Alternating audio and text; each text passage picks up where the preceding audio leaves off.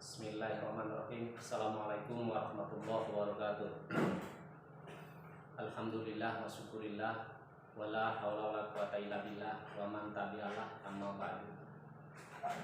Bapak Ahmad Dr. Qurtubi yang saya hormati, teman-teman seperjuangan yang saya hormati dan yang saya banggakan, pertama-tama mari kita panjatkan puja serta puji syukur kepada Allah Subhanahu wa taala yang mana pada kesempatan hari ini kita bisa bertemu yaitu untuk membahas dan mempresentasikan implementasi karakteristik kepemimpinan transformasi atau transformasional dalam pendidikan di MTS depan. Pengertian pemimpinan. Kepemimpinan adalah kekuatan atau power yang didasarkan atas tabiat atau watak seseorang yang memiliki kekuatan lebih, biasanya bersifat normatif menurut bukunya Amiat Elzad. Pengertian yang kedua, kepemimpinan adalah proses mempengaruhi kegiatan-kegiatan suatu kelompok yang di organisasi menuju kepada penentuan dan pencapaian tujuan. Menurut bukunya Ralph M. Stockdale, kepemimpinan merupakan suatu kekuatan penting dalam rangka pengelolaan suatu lembaga atau organisasi, sehingga kemampuan seseorang pemimpin secara efektif merupakan kunci keberhasilan suatu lembaga atau organisasi. Maka esensi kepemimpinan adalah mengaktifkan atau kepengikutan kemauan orang lain untuk mengikuti keinginan pemimpin.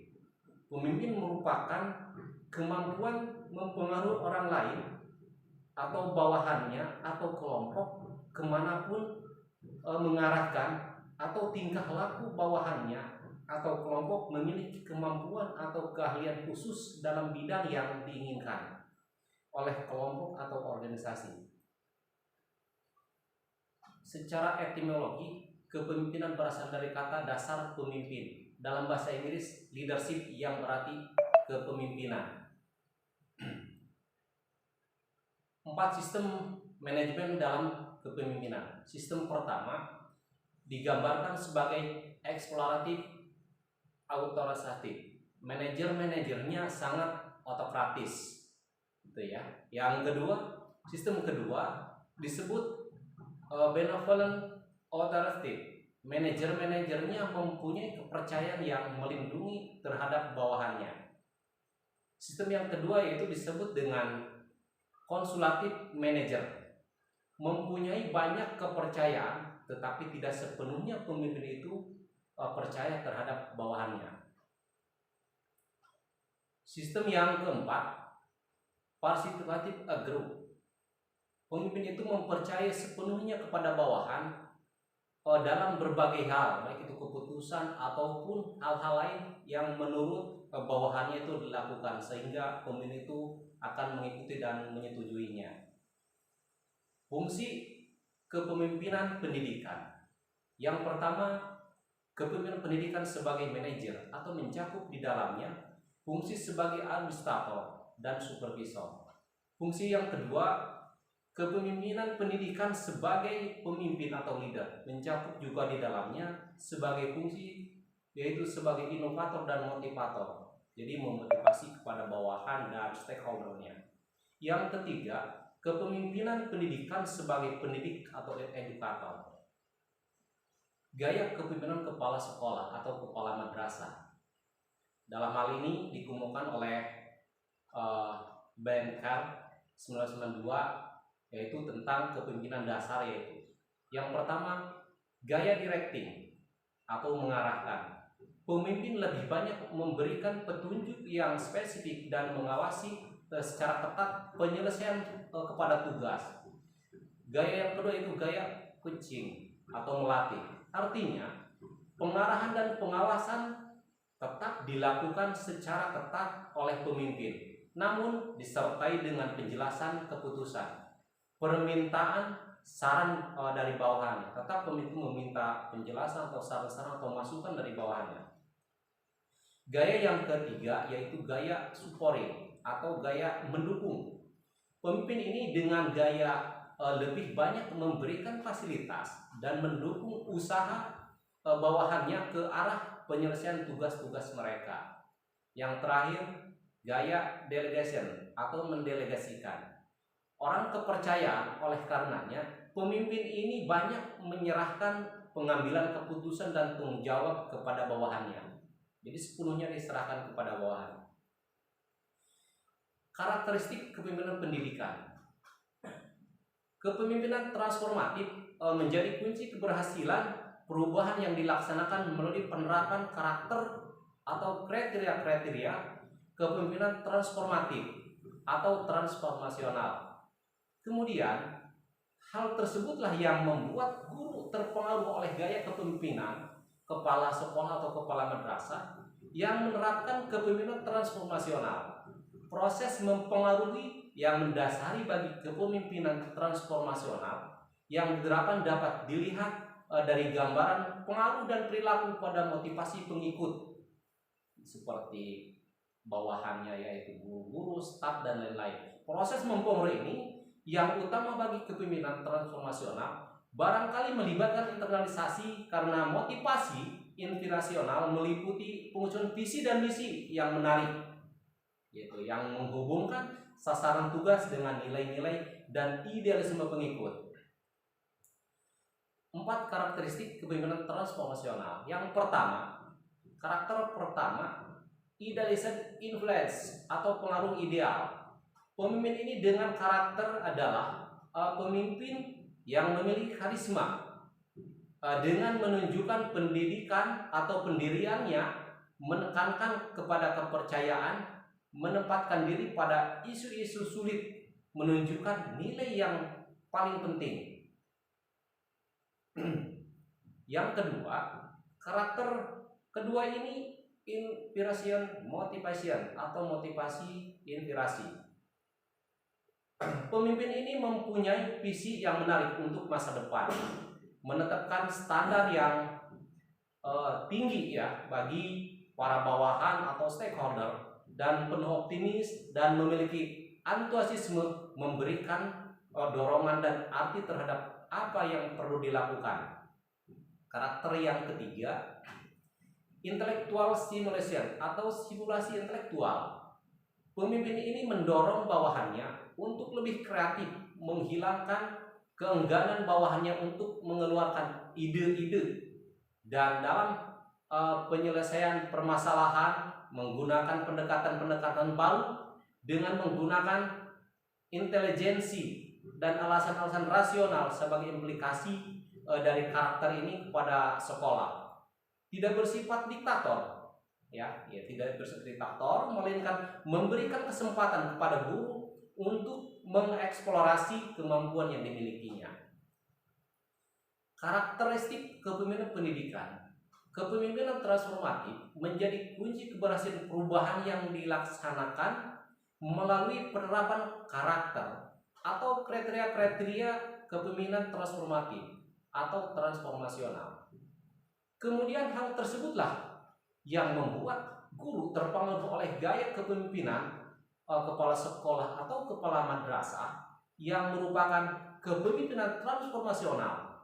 Proses mempengaruhi yang mendasari bagi kepemimpinan transformasional yang diterapkan dapat dilihat dari gambaran pengaruh dan perilaku pada motivasi pengikut. Proses mempengaruhi yang utama bagi kepemimpinan transformasional barangkali melibatkan internalisasi karena motivasi inspirasi meliputi pengucapan visi dan misi yang jelas. Gaya kepemimpinan kepala sekolah atau kepala madrasah. Sudah disebutkan di atas, ada gaya directing, gaya coaching atau melatih, gaya supporting atau mendukung, dan gaya delegation. Fungsi kepemimpinan pendidikan yaitu 1. Kepemimpinan pendidikan sebagai manajer dan mencakup di dalamnya fungsi sebagai administrator dan supervisor. Fungsi yang kedua yaitu kepemimpinan pendidikan sebagai pemimpin atau leader, mencakup di dalamnya yaitu sebagai fungsi inovator dan motivator. Fungsi yang ketiga itu kepemimpinan pendidikan sebagai pendidik. Gaya kepemimpinan kepala sekolah. Yang pertama, gaya directing atau mengarahkan. Pemimpin ini lebih banyak memberikan petunjuk dan spesifik dan mengawasi secara ketat penyelesaian tugas. Yang kedua, gaya teaching atau melatih. Artinya pengarahan dan pengawasan tetap dilakukan secara ketat oleh pemimpin, namun disertai dengan penjelasan keputusan, permintaan saran-saran dari bawahannya. Yang ketiga, gaya scoring atau mendukung, sudah jelaskan di atas tadi. Pemimpin dengan gaya inilah lebih banyak memberikan fasilitas dan mendukung usaha bawahannya ke arah penyelesaian tugas-tugas mereka. Yang terakhir, yang keempat, yaitu gaya delegation atau mendelegasikan. Jadi orang kepercayaan, oleh karenanya pemimpin ini lebih banyak menyerahkan atau mempercayai kepada bawahannya seperti keputusan atau pengambilan keputusan lainnya dan tanggung jawab kepada bawahannya.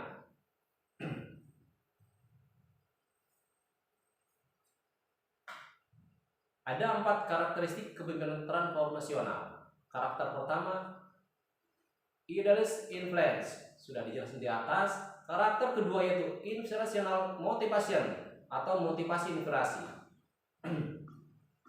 Pemimpin ini mempunyai visi yang menarik untuk masa depan, menerapkan standar yang tinggi bagi para bawahan, optimis dan memiliki antusiasme, memberikan dorongan kepada bawahannya terhadap apa yang perlu dilakukan. Hal ini mempermudah guru untuk mencapai tujuan yang terulang dalam visi dan misi sekolah.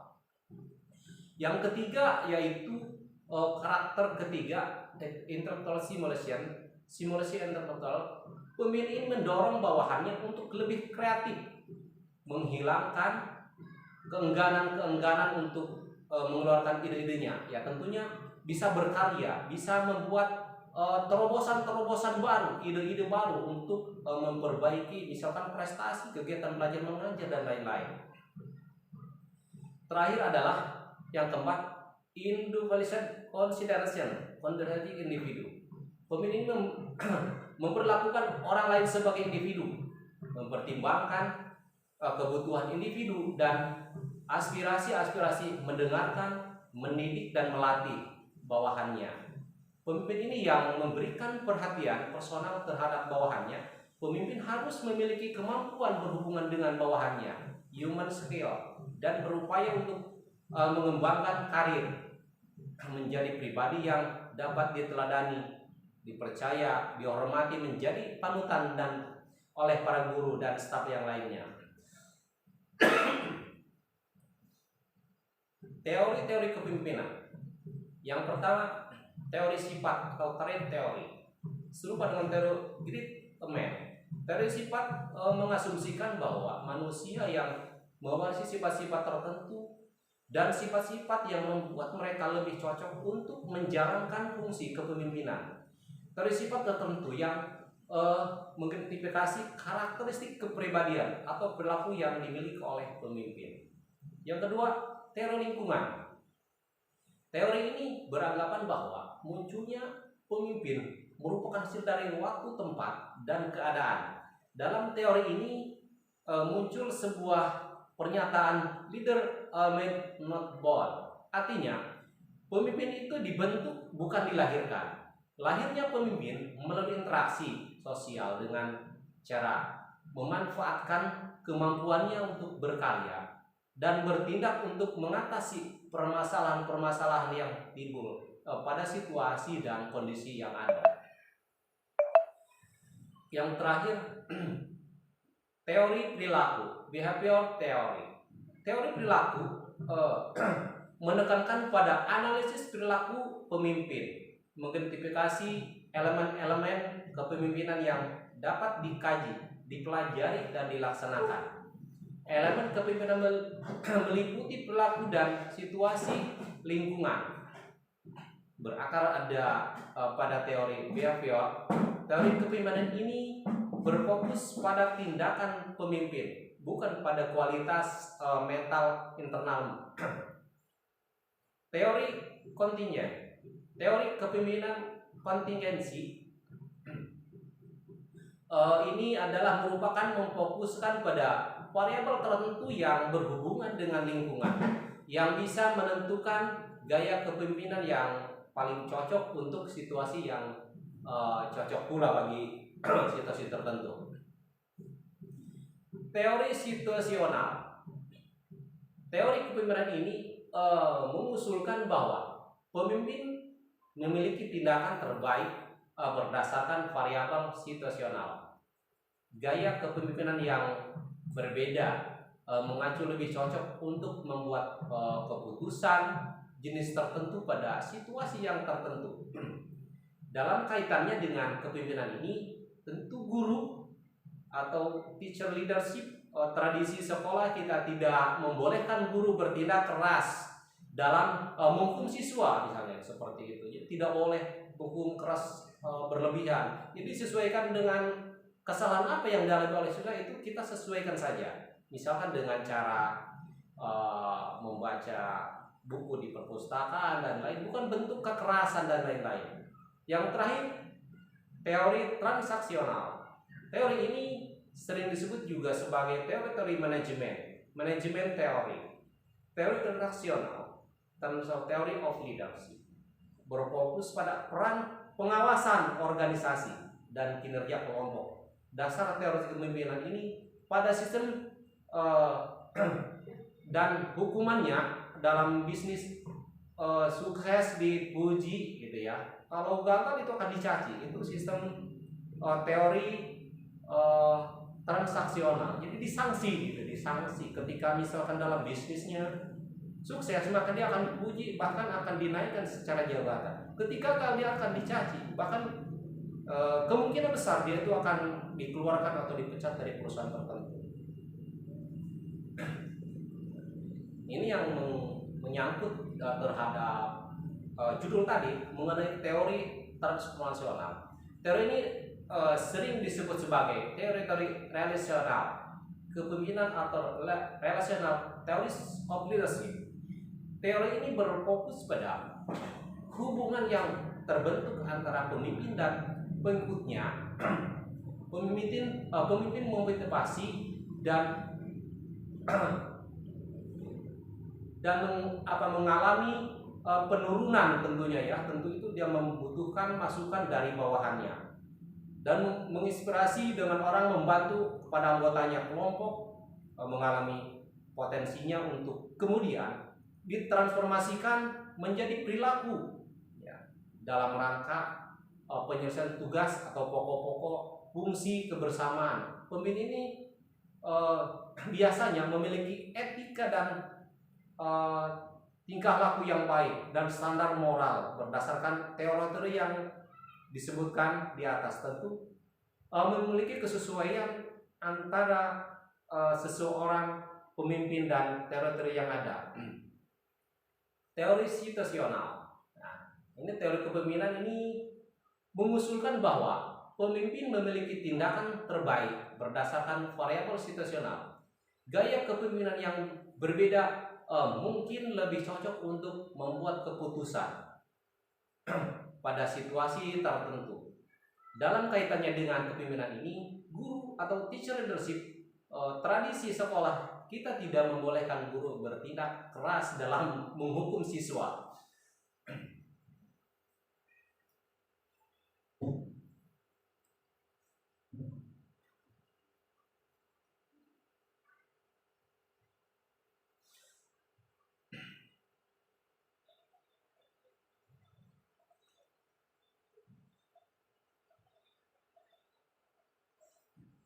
Peran dan fungsi kepala madrasah dalam mengimplementasikan karakteristik kepemimpinan transformatif di MTS Sulawesi Irfan.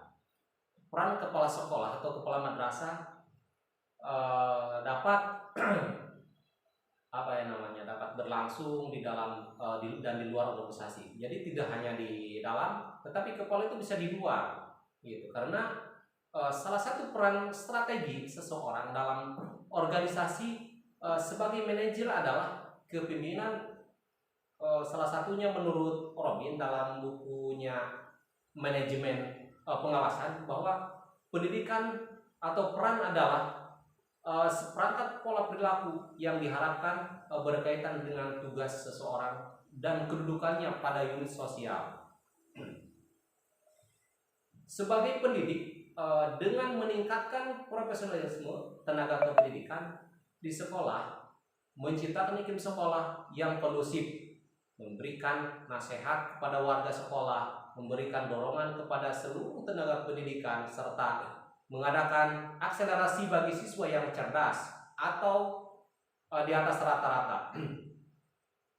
Yang kedua, sebagai manajer dalam memberdayakan tenaga pendidikan, tentu dengan melalui kerjasama memberikan kesempatan kepada para tenaga pendidikan untuk meningkatkan profesionalnya dan mendorong terlibatnya seluruh tenaga kependidikan.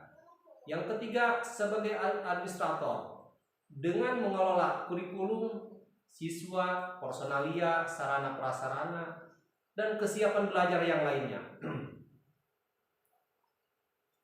Yang keempat, sebagai supervisor dengan memperhatikan prinsip-prinsipnya dilaksanakan secara demokratis, berpusat pada tenaga kependidikan atau guru. Sebagai inovator dengan strategi yang tepat dan menjalin hubungan yang harmonis dengan lingkungan, mencari gagasan baru dan memberikan teladan kepada seluruh tenaga pendidik dan kependidikan. Terakhir, sebagai motivator, memberikan motivasi, memberikan dorongan, memberikan semangat kepada bawahannya, tentunya kepada tenaga pendidikan sebagai tugas dan fungsinya, yang mendorong kepala sekolah dalam meningkatkan kreativitasnya terhadap pengembangan sekolah, sehingga mampu memberikan inspirasi dan motivasi kepada jajarannya di bawah agar dapat bangkit atau dapat berkembang dalam memaksimalkan proses pembelajaran. Ada temuan penelitian di sini. Penelitian menunjukkan bahwa praktek implementasi karakteristik kepemimpinan transformatif di MTS Sulawesi Irfan Cibaliung menentukan tingkat efektivitas yang baik. Beberapa penelitian yang dilakukan, hipotesisnya penelitian dengan menyatakan adanya hubungan yang signifikan antara variabel implementasi karakteristik kepemimpinan dalam pendidikan. Implikasinya adalah pelaksanaan kepemimpinan transnasional di MTS Irfan Cibaliung dengan memperhatikan peran internal sebagai administrator dan peran eksternal dan implementasi karakteristik pemimpin. Teori kepemimpinan transnasional yang pertama kali perform ya dilakukan salah satunya. Sedangkan teori kepemimpinan transformasional merupakan bagian dari teori situasional.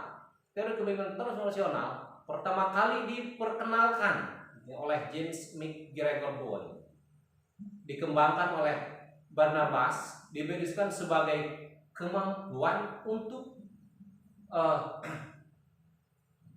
mendorong pengikutnya melakukan perubahan, meningkatkan kemampuan yang dipimpin.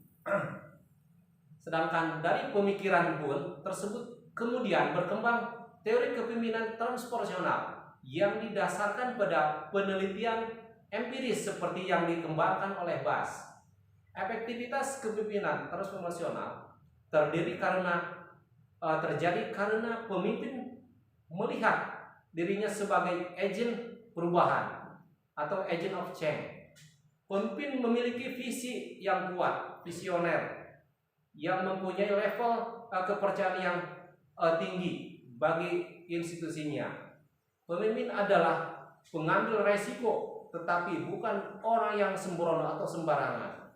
Pemimpin capable mengartikulasikan nilai-nilai inti yang cenderung untuk memandu perilakunya. Pemimpin memiliki keterampilan kognitif yang luar biasa dan keyakinan dalam mempertimbangkan sesuatu sebelum mengambil suatu tindakan atau keputusan. Pemimpin transformasional merupakan pemimpin yang kuat, yaitu kepemimpinan yang memiliki visi yang jelas atau visioner.